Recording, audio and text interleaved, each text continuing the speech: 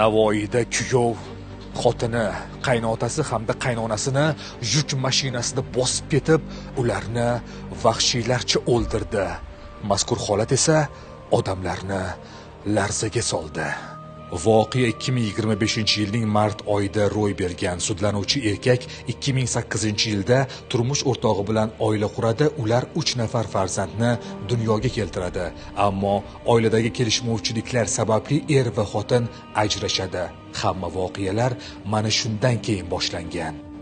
Ish hujjatlarida keltirilishicha, kuyov 3 kishini bosib ketgan bo'lsa-da, yana mashinasida qayrilib ikkinchi marta qaynotasi, qaynonasi hamda xotinining ustiga yuk mashinasini haydaydi. Eng e'tiborlisi, yurishga imkoni bo'lmagan qaynotasini hassa tayoqqa suyanib turganini ko'rsa-da, unga ham rahm qilmaydi. Bu bilan ish o'z yakuniga yetmaydi. Kuyov bosib ketgan shaxslar haqiqatan ham o'lganligiga ishonch hosil qilish maqsadida mashinadan tushib, ularning oldiga boradi va qo'liga pichoq olib, chalajon holatda yotgan xotinining hayotiga nuqta qo'yadi. Aniqlik kiritilishicha, mazkur janjalli vaziyatga uy-joy masalasi sabab bo'lganligi aytildi. Xotin uysiz, oilasiz, ishsiz qolishiga o'zi sababchi. Bir umrlik qamoq jazosini berishingizni so'raymiz. Ota-onam, singiljonini ruhlari chirqiramasin. Ular endi joylarda tinch yotsinlar. Bizlarga juda og'ir judolik bo'ldi. Endi mehribonlarimizni topa olmaymiz.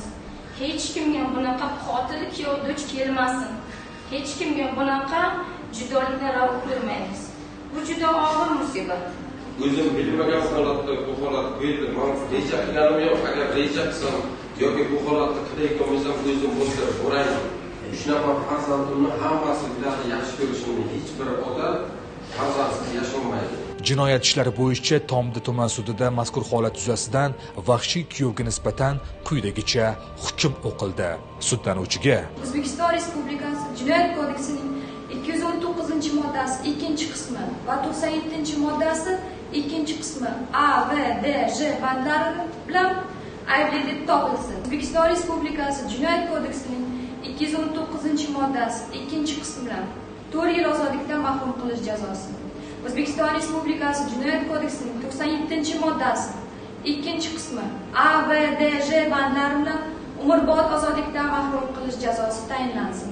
O'zbekiston Respublikasi Jinoyat kodeksining 59-moddasi 4-qismi tartibida yengilroq turdagi jazo umrbod ozodlikdan mahrum qilish jazosi bilan qoplash orqali uzr kesilib umrbod ozodlikdan mahrum qilish jazosi tayinlansin. Oiladagi kelishmovchiliklar 3 fuqaroni, ya'ni er-xotin hamda ularning farzandini bu hayotdan olib ketdi. Kuyovning oxirini o'ylamay bosgan mashina tepkisi sabab. Ochig'i, ushbu lavhani qanday jumla bilan tugatishga ham hayronman. Xulosa qiling.